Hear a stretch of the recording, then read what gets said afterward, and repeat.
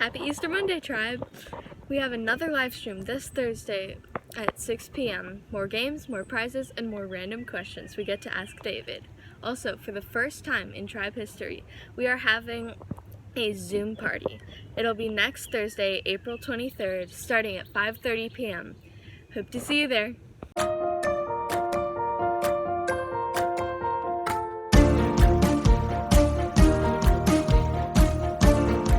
Hey, what's going on, tribe? Welcome to week 3 of our series, FOMO, aka Fear of Missing Out. If you've been joining with me so far, you know that we've been going through the story of Ruth, which features Ruth, obviously, but also her mother-in-law and our new friend Boaz, who we met last week. This week, we're going to reach the most pivotal moment in all of this story, okay? So you want to stay tuned for that. But to start off, I'd like to try something a little bit different.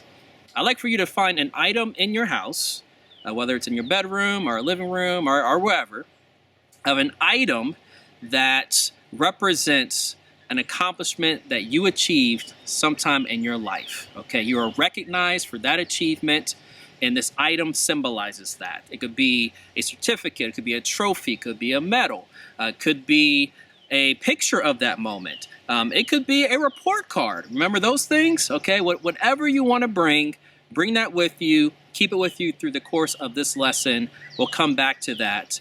But I want you to have that item with you. So go ahead and pause this video, find that item, and then press play again and resume with the lesson. And so hopefully you have an item with you now. Again, keep that with you for the duration of this lesson. And I want you to think about this for a second. As you hold that item in your hand, perhaps it conjures up some memories of that special moment in which you received that item to be recognized for that achievement that happened in your life. Maybe you remember that moment vividly. You can remember the people that were there. You remember the applause. You remember, your parents maybe treating you to a special meal because of that achievement. Maybe you remember how you felt in that moment. I'd like to share real quick an item that is all those things for me. I received this item last year at the conclusion of my coaching season with the team that I coached. And this is actually from a tribe family. I won't reveal who they are. But it's something that I still keep in my office, something that still means a lot to me. And I remember a lot of the great moments that I had with this team. And I love what it says. It says, a good coach can change a game. A great coach can change a life. And aren't those words true? I keep this item, like I said, in my office. Means a lot to me. And you have kept your item, as I said earlier, for various reasons as well. But it is nice. It is nice to be recognized for something. It's nice to be honored for something. And that's similar to what Ruth experiences in chapter 3. And we're going to get to there in just a moment. But before we do that, how did we get here? As you know, Ruth does not belong to the land of Bethlehem. She originally came from Moab, right? And she knew everything there was to know about being a Moabite. And yet she makes the critical decision to leave her land and to go with Naomi to Bethlehem, where Naomi is originally from, and now to practice the traditions and customs of her people, right? I mean, that was crazy. It's almost unheard of. But why did she do it? Remember this, guys. She did it because she wanted to belong. She wanted to belong to a new place. She wanted to belong to a new community. She wanted to belong to a new faith. And that last part, guys, that cannot be emphasized enough. She literally went from worshiping false gods to worshiping the one true God of Israel. I mean, that is truly, truly special. She wanted to belong. But once they arrived at Bethlehem, it wasn't like things were all peachy. Oh, no. No, she took on the job of a lowly laborer, gleaning the fields, literally picking up the scraps that farmers left behind after they were done reaping the fields. And that's what she did. She did that to provide that for her and her mother-in-law, Naomi. But through her work ethic, through her diligence, through her dedication, through her faithfulness, this man named Boaz, who owned these fields, he saw this. He saw this woman gleaning these fields, and he was so impressed that he wanted to get to know her. And after getting to know her, he blessed her. He made sure she was protected, that no one would harm her, right? And he made sure that her and Naomi, his relative, were well fed. But unfortunately, the harvest would soon come to a close. So that means that Ruth would no longer be out in the fields. She wouldn't be able to have, those conversations with Boaz in that particular context. And so there had to be a way for them to continue that relationship. And that is where her mother-in-law, aka the holy matchmaker herself, Naomi, devises this life-changing plan. Here's what happens. In this plan, guys, Naomi is going to tell Ruth, and Ruth is going to agree. She's going to tell her to propose to Boaz, as in marriage. Yes, you heard that correctly. Ruth is going to propose to Boaz. Now, that might sound a little unusual in today's context, particularly in America, because usually the man proposes to the woman. Of course, there are exceptions. But in this case, Ruth is actually allowed to do this. Yes, based on Jewish law, a widow, which Ruth was allowed to remarry the closest relative to their dead husband. Now, in this case, it actually wasn't Boaz, but we'll discover a little bit more of that little situation later. But in this plan, Ruth was going to propose to Boaz in a special way. Now, that kind of brings to memory one of my favorite stories regarding marriage proposals. I recently came across this story and immediately became one of my favorite ones, and I want to share it with you. It involves a guy who I'm sure had the best intentions. He wanted, a special moment with his bride-to-be, okay? And so he came up with this plan along with his friends who happened to work at a funeral home. You might know where this is going. And so basically what they did is the guy faked his own death, dressed up in a tuxedo, laid in a casket. His girlfriend finds out about his death, right? She goes to the funeral home. She recognizes him. She starts crying. And in the middle of her really sad moment, he rises up from the dead, guys. Asks for her hand in marriage. She starts screaming and crying, understandably. She smacks him around, right? And then she says yes. Like, can you believe it? She actually said yes. And I'm assuming they got married soon after that, or, months later. And I'm sure they needed a lot of counseling after that. I mean, that is just crazy. That's not what Ruth does. And don't worry, guys, when my moment comes, I'm not going to do that either. I think that is a terrible idea, right? But in this story, we see Ruth take the initiative and do so in a very special way. So first and foremost, Ruth dresses up in her most immaculate outfit that she can find. She puts on her best perfume. She gets the manicure, the pedicure. She gets her hair did. Okay, like she's going all out, the whole nine, because she wants to impress this man, okay, and she wants to play the part. She's getting all, beautified, and she's going to make sure that this is a memorable night. And so, Boaz, on the other hand, he's out there partying, okay? The harvest is done. Food is plentiful. Everyone's eating. Everyone's celebrating. He's drinking, we'll just say, apple juice or something like that, right? So he's drinking a lot of that, and then eventually he gets tired, he calls it a night.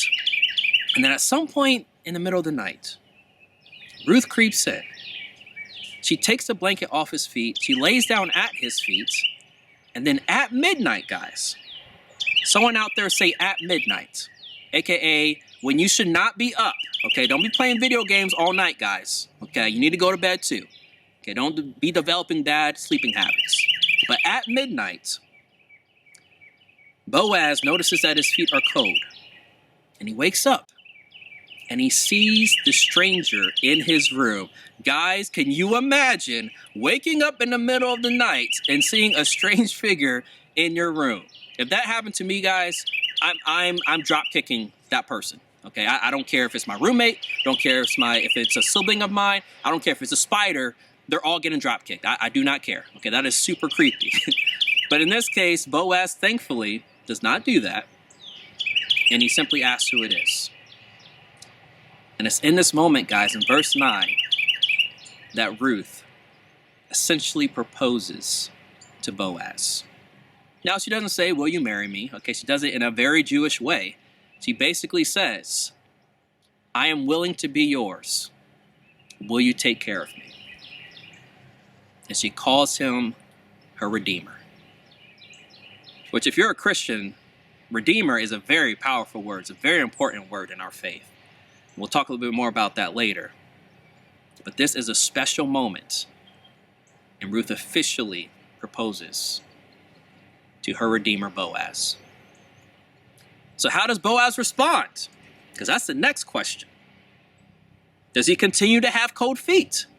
You see what I did there? Yeah, that was pretty good. Well, I have my friend Andrew here, and he's going to read Boaz's response in a couple of verses, and I want you to pay attention and check out what this man says. The Lord bless you, my daughter, he replied. This kindness is greater than that which you showed earlier. You have not run after the younger men, whether rich or poor. And now, my daughter, don't be afraid. I will do for you all you ask. All the people of my town know that you are a woman of noble character. Notice in those verses, guys, that the worthy man of God, Boaz, calls Ruth worthy as well. He calls Ruth a worthy or a noble woman. That is significant, guys. Because notice who's saying this. I mean, this is Boaz. This is the wealthy man. This is the strong man. This is the man of God. Okay? He's not a young man either, and he acknowledges this. And so that means that he has seen a lot in his life. He has seen both the good and the bad when it comes to people. But with Ruth, he sees something different. He sees a future with her. He sees that this could in fact be his bride, that this could be the mother of his children. And then that is significant, guys. That he recognizes that Ruth could take the place of his bride-to-be. And guys, this is simply the result of God's plan. I said in week 1 that God makes no accidents. His plan is supposed to happen the way that he sees fit. And he saw fit that Ruth would travel to Bethlehem and meet this guy Boaz. The two would meet, they would form this relationship, and eventually they would get married. This was all a part of God's plan for Ruth's and Boaz's life, just as he orchestrated it. And so Ruth, this worthy woman, as she is called, and Boaz, this worthy man, who's now called a redeemer, a protector, a guardian of the family. They are known as these titles now, as these traits. And so, tribe, as I think about that and as you think about that, I just have this question for you this week. What are you known for? Are you a worthy person yourself? I love what the Apostle Paul says in Ephesians 4:1. He says, I therefore, a prisoner of the Lord, urge you to walk in a manner worthy of the calling to which you have been called. I think that is a beautiful verse that we should think about often as Christ followers. Because the question should be, are we living that sort of life? Are we walking in a manner worthy of the calling or the purpose that God has for our life? When we go about our day, when we interact with people, and eventually we'll be able to actually interact with people in person, when that happens, will they be able to see the Christ that lives within you? Or will they see other things that take up your life? Only you can make that decision, guys. Only you. Notice in the story that Ruth lays at the feet of Boaz. That is the posture and the position of a servant. Maybe, just maybe, that needs to be our posture as Christ followers, that we need to lay at the feet of Jesus. We need to humble ourselves and become obedient to what Christ wants in our life. And so in closing, guys, I'd love for you to repeat these phrases with me. Lord, I am your servant, and you are my Redeemer. Say it with me again. Lord, I am your servant, and you are my Redeemer.